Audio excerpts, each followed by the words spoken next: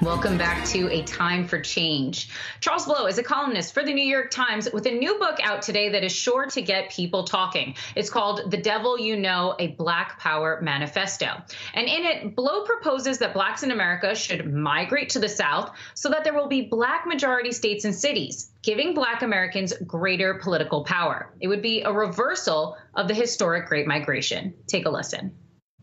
I understand why people migrated during the Great Migration. However, if they had not migrated, Black people would conceivably be the controlling interest in multiple Southern states. They could control the Senate seats for up to 14 senators. They could control more electoral college votes than California and New York State combined.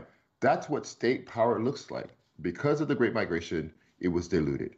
If Black people chose, or enough of them chose, to return to the South, and reclaim that power that was stolen from them because they were forced out by terror, they could reclaim that power.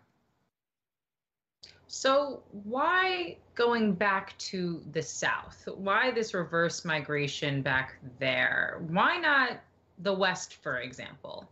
Because you'll never be a large enough percentage of the population in the West to have any real power in the West. California is the biggest state out there. Black people are about 5% of the population of California. How many Black people would it require to flood into California before you had a real base of power and support?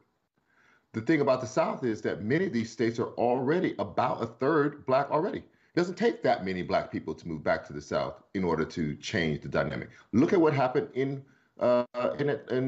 Georgia, both flipping the presidential race and also electing two Democratic senators, also the first Black one from that state.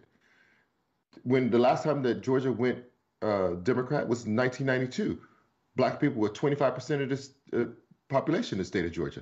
Now it's 33% of the population of Georgia. Since 1970, the Black population of Georgia has doubled. That's what power looks like. They didn't take over. They're not 51% of the population, but enough of them have migrated so far that it still changed the political calculation of the state.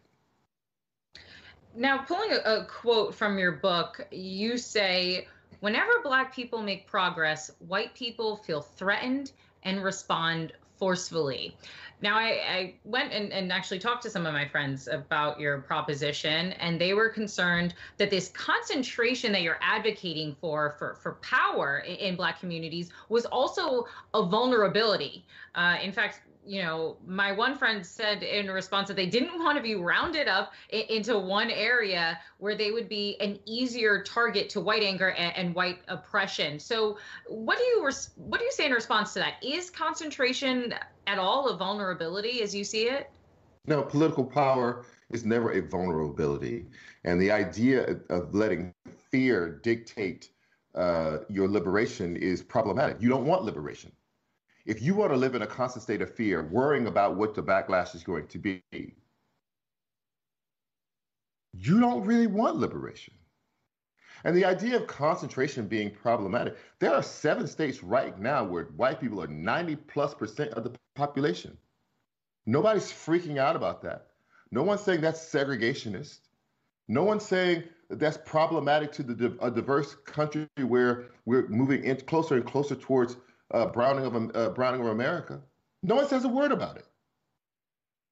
Every state except Hawaii has been majority white in this country for 90 years, and nobody says a word about it. You mentioned that reverse migration is already happening, and you yourself moved to Atlanta, just last year.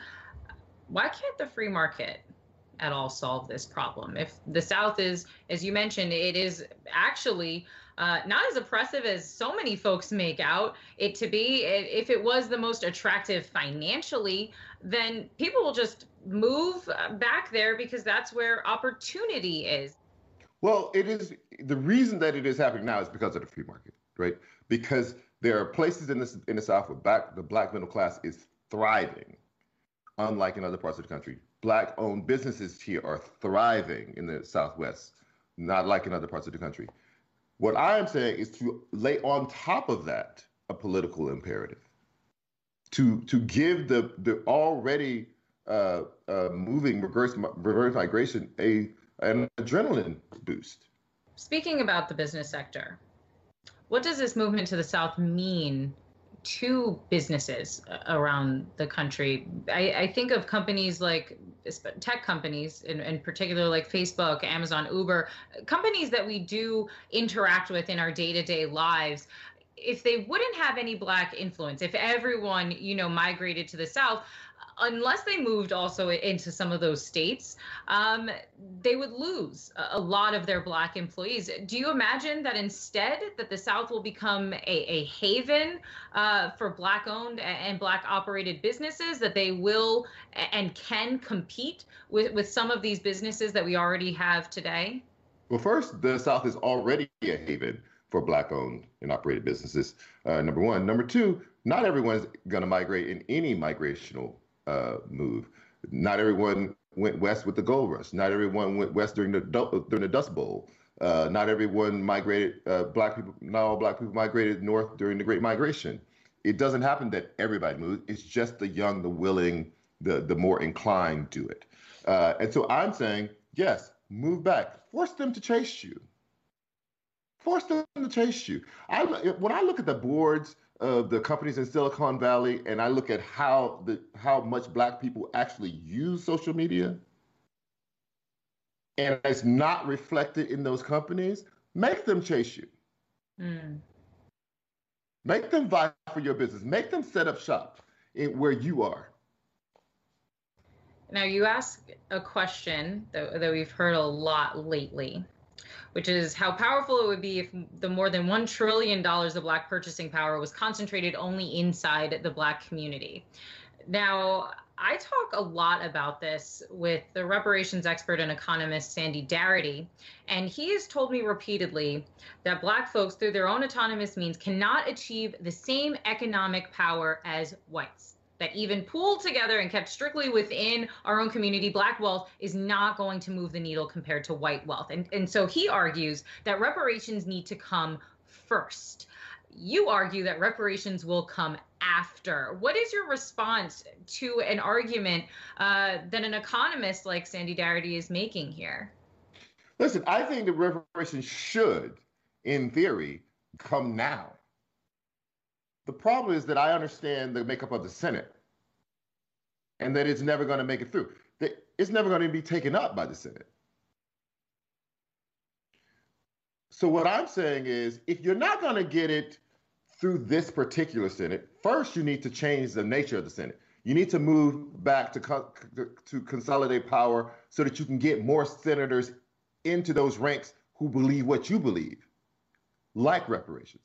Number two, the reparations can come not only from the federal government, it can come from the states. The majority of the inflicted wound of slavery was in southern states. They should pay. So and you have now some states and some local municipalities actually looking into and studying the idea of local or statewide reparations rather than federal ones. I'm saying that you have to attack reparations not just from one vantage point, the one that at this point is most likely to lose, but from every level of government. And some of those, if you take over a state, can actually proceed in progress and actually maybe become law. So on that point then, right, because you're obviously advocating that if every Black person moves to several states in the South, that they will be able to achieve Black senators that are going to be held accountable to the Black voters that sent them to the Senate. But you only get 2 senators in each state. And if you have, state control of, let's say, 5 states, and you get 10 senators, right? There's 100 in the U.S. Senate. I'm wondering how you move the needle on a federal level if you only have a very small amount, still very much a minority, of senators in the Senate, especially when you need way more than that to achieve some sort of federal legislation. Okay, let me just say one thing. You keep saying every black person. I want to make sure that that is be clear. That's not what I'm saying. Not every black person. Not even just half of black people moved. It would be transformational. It could be less than that. So not everybody. Number two, 10 senators is enormous. You only need 60 to break the filibuster. No one has controlled the Senate in recent memory by more than 10 Senate votes.